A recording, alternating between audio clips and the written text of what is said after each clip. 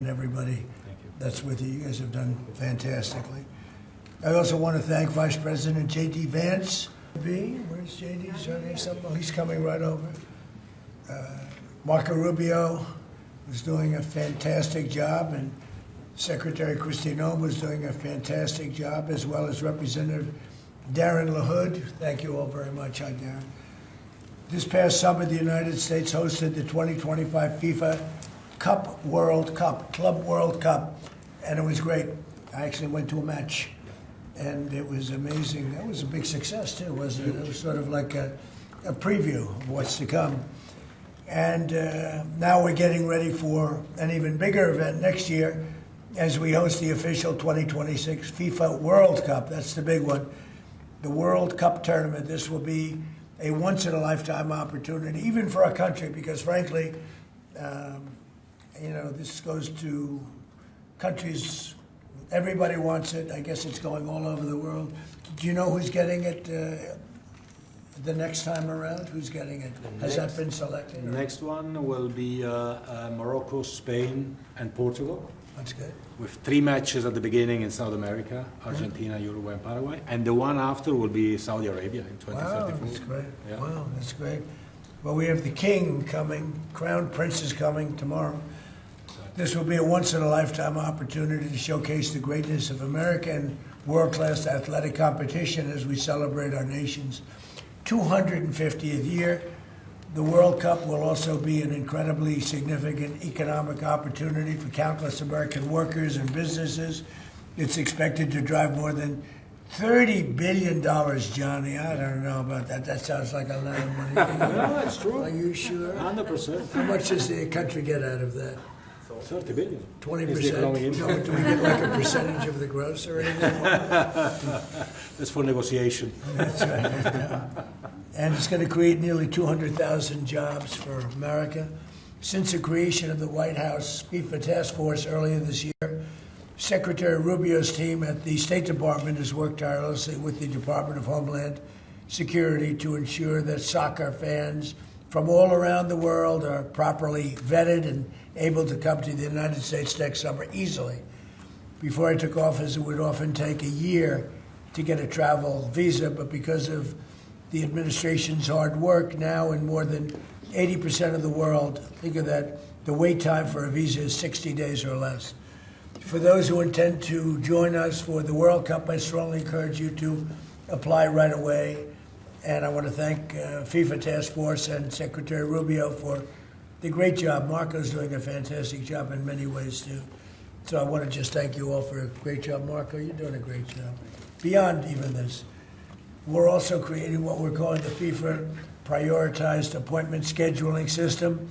That's a hard one for most people to remember, but it's there nevertheless. And this will allow World Cup ticket holders with long wait times to opt with FIFA for a prioritized interview.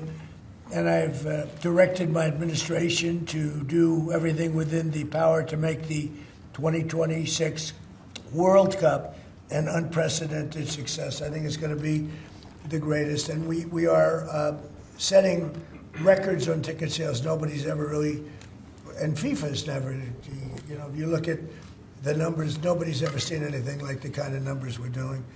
The early ticket sales are through the roof, and much of it is even sold out. So congratulations, Johnny. And I'd like to ask Johnny to say a few words. He's really done an incredible job. He's got unbelievable spirit and personality and talent and intelligence, I always like to say, because it's all a part of it. But the job you've done is based on what's happening, unprecedented. Thank you, Johnny. Thank you. Thank you, President. Thank you very much. I would like to start really by thanking you, Mr. President, Secretary Rubio, Secretary Noem, Andrew, your entire team for approving and making this very important announcement today. The FIFA Pass is being announced, the prioritized appointment scheduling system. That's the way people will remember it. So if you have a ticket for the World Cup, you can have a prioritized appointment to get your visa, because we said it the very first time we met, Mr. President, America welcomes the world. America will welcome the world here next year. We will have between 6 and 7 million tickets sold for the matches. We will have between 5 and 10 million people coming to America from all over the world to enjoy the World Cup. And with this FIFA pass, we can make sure that those who buy a ticket that are legitimate football fans or soccer fans, they can come and attend the World Cup in the best conditions, starting from getting their visa and then coming, of course, in the country to enjoy. You mentioned the economic impact, the 30 billion, 200,000 jobs, and this is just for the World Cup, and we will build on that to make soccer even greater here. You are the #1 country in the world, the United States of America, Mr. President. You have to be the #1 country as well in the #1 sport in the world. So we have to work for that, and we will do that, and the World Cup will be very, very significant in this respect. So big thank you to you, to the White House Task Force, to everyone involved, and we are celebrating next year not just the 250 years, but also the greatest and most inclusive World Cup ever. We'll have 6 billion people watching. We have the draw coming up on the 5th of December here at the Kennedy Center in Washington, D.C. 1 billion people watching the draw to find out who plays whom and where. We have 32 teams already qualified. Before or by tomorrow night, we'll have 42 out of 48 qualified. So a quarter of the world will be here, and we are looking very much forward. So thanks for the support, thanks for the great work, and always happy to be here at home, if I can say that. You are home. We are. There's your beautiful trophy right there. Yeah. You are. And a big part of it, too. Marco, would you say a few words? Yeah, thank you, Mr. President. First of all, for getting the games, because this happened in your first term when the Cup came here, and it's a major undertaking. So we've deployed over 400 additional consular officers around the world to deal with that, in some cases doubling the size of the consular presence in our embassies in certain countries. And the good news now is that about 80% of the world you can get an appointment within 60 days. It used to take, half a year or longer, and now sometimes it took, now you can get it in less than 2 months, where in places it took over a year. In places, for example, like Brazil and Argentina, it took over a year to get an appointment. Now you can get it in less than 2 months. So our advice to everybody is, if you have a ticket for any of the games, you need to apply if you haven't done so as soon as possible. Don't wait till the last minute. Your ticket is not a visa. It doesn't guarantee admission to the U.S. It guarantees you an expedited appointment. You're still going to go through the same vetting.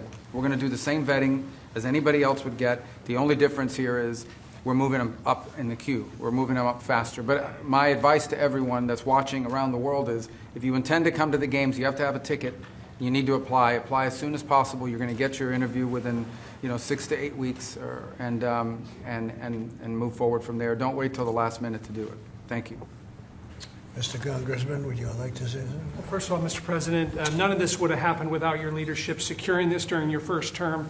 I tell my colleagues all the time, this will be the largest sporting event in the history of the world. We expand from 32 to 48 teams for the first time ever. We're doing it with Mexico and Canada, but obviously the 11 host cities will be here in the United States, and it's going to have a $30 billion impact economically in this country.